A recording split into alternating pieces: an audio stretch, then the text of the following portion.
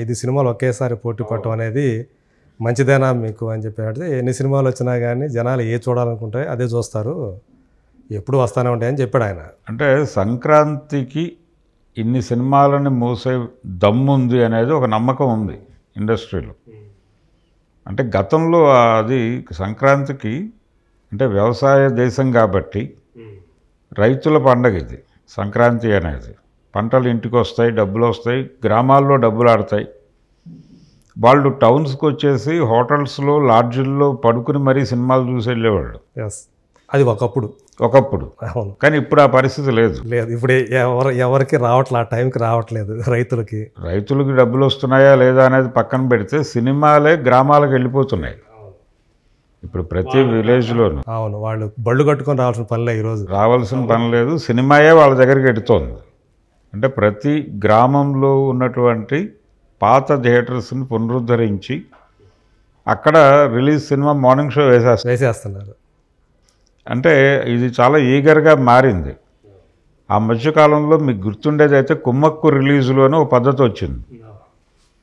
అంటే ఒక hero cinema release చేసిన తర్వాత దానికి కనీసం 7 రోజులు గ్యాప్ తీసుకుని ఇంకొక హీరో సినిమా రిలీజ్ చేయాలి, ఇంకొక సినిమా ఏదైనా కానీ. ఈ 7 రోజులు ఈ సినిమాకి డబ్బులు వస్తాయి, పోటీ ఉండదు కాబట్టి.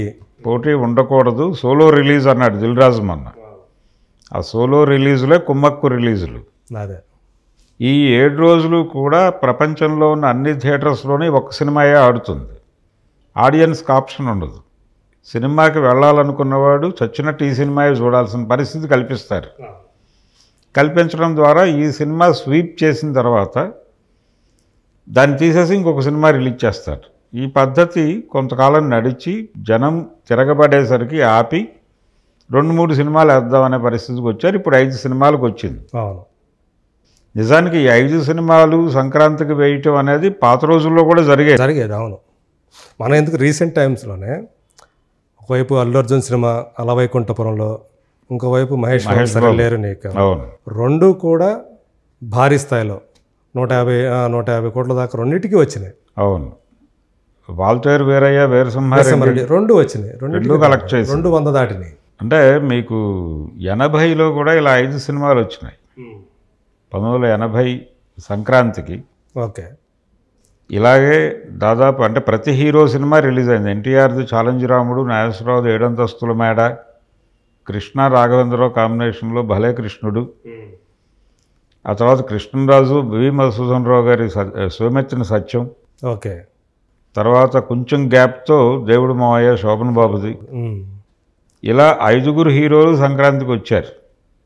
అయితే దానిలో డేస్ వైజ్గా సక్సెస్ అయింది 7 అంతస్తుల మేడ, సోమెత్తిన సత్యం. ఓకే, వసూళ్ల పరంగా ఎక్కువ డబ్బులు కలెక్ట్ చేసిన సినిమా ఛాలెంజ్ రాముడు. ఓపెనింగ్స్ విపరీతంగా వచ్చినాయి ఆ సినిమాకి, రన్ రాలా. ఓకే, రన్ 7 అంతస్తుల మేడను, సోమెత్తిన సత్యానికి వచ్చినాయి. అప్పట్లో ఏంటంటే సింగిల్ స్క్రీన్స్ కాబట్టి థియేటర్ షేరింగ్ కొంత ఇబ్బంది ఉండేది. ఇప్పుడు ఆ ఇబ్బంది లేదు. స్క్రీన్ షేరింగ్, షో షేరింగ్ అంటున్నారు. ఇప్పుడు ఒక స్క్రీన్లో ఎన్ని షోస్ మీరే వేస్తున్నారు, ఎన్ని మేము వేస్తున్నాం అనే పరిస్థితి. సింగిల్ స్క్రీన్లో కూడా వేరే వేరే సినిమాలు వేస్తున్నారు. ఇప్పుడు మార్నింగ్ నూన్ షో మ్యాట్ని ఒకటేసి తర్వాత 2 షోస్ ఇంకో సినిమా వేస్తున్నారు అదే స్క్రీన్లో. ఈ పరిస్థితి వచ్చింది కాబట్టి ఇప్పుడు ఈ అడ్జస్ట్మెంట్లో అది కూడా ఉంది.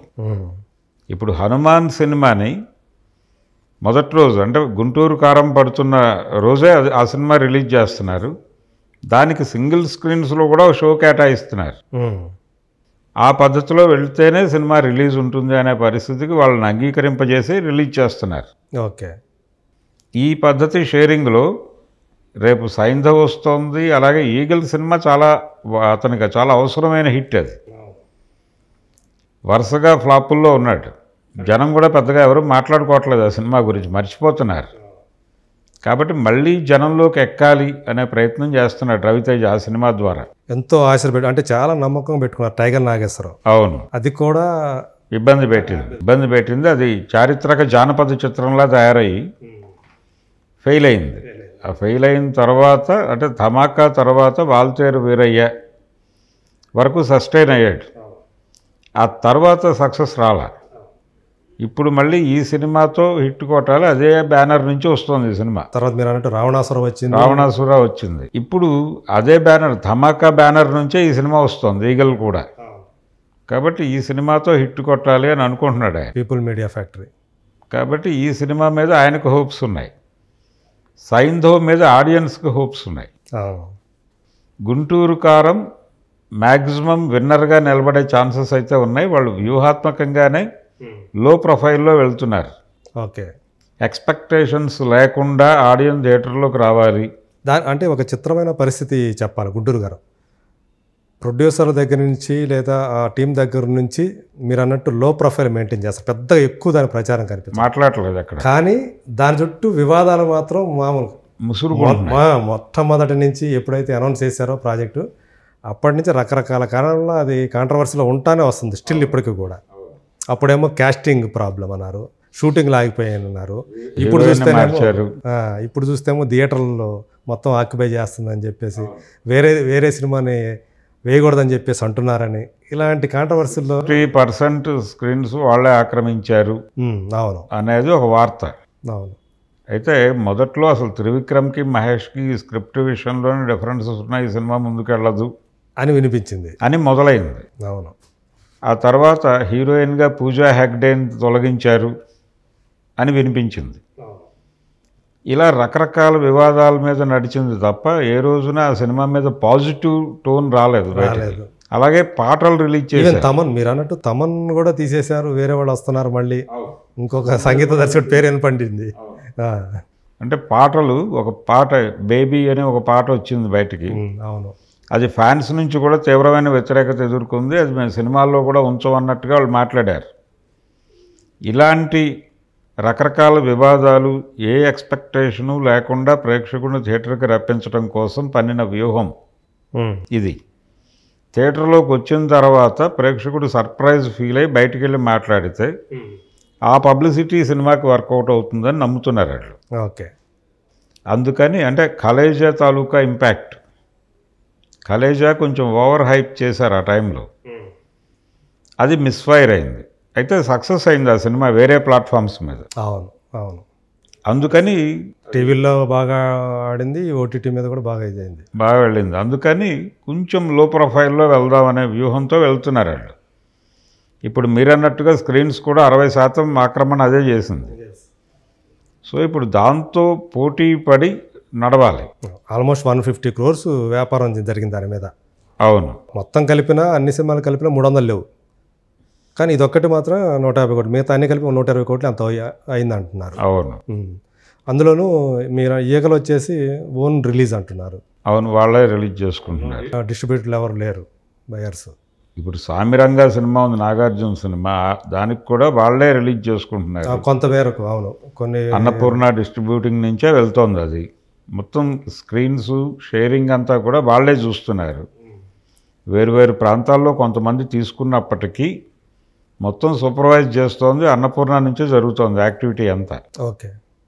అందుకని వీళ్ళందరూ అంటే సంక్రాంతికి ఆ క్యాపబిలిటీ ఉంది కాబట్టి ఈ సీజన్లో సినిమా వేయాలి. ఈ మధ్య ఒక మాట వినిపించింది బలంగా, సీజన్ లేకుండా సినిమా వేసి హిట్ కొట్టగలిగే హీరో ఎవరైనా ఉన్నారా అని ఒక ప్రశ్న ముందుకు వచ్చింది.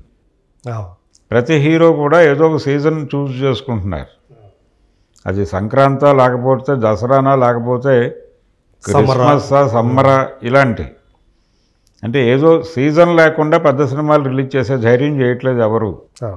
అంటే ఎప్పుడు పడితే అప్పుడు సినిమాలు రిలీజ్ అయ్యేవి. ఇదివరకు సినిమా రిలీజే ఒక సెలబ్రేషన్లా నడిచేది. అప్పుడే పండగ అనేవాళ్ళు, అసలు అప్పుడే పండగ.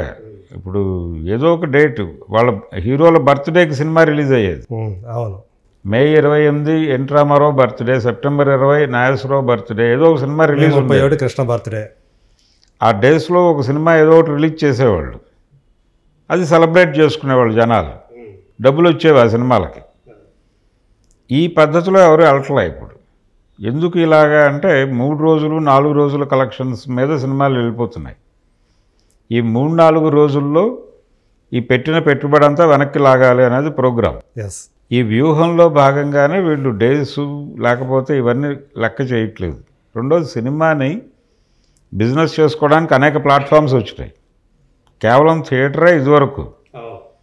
ఇప్పుడు రకరకాల ప్లాట్ఫామ్స్ వచ్చినాయి. సినిమా అంటే థియేట్రికల్ రిలీజ్ అనేది కేవలం ఒక భాగం మాత్రమే.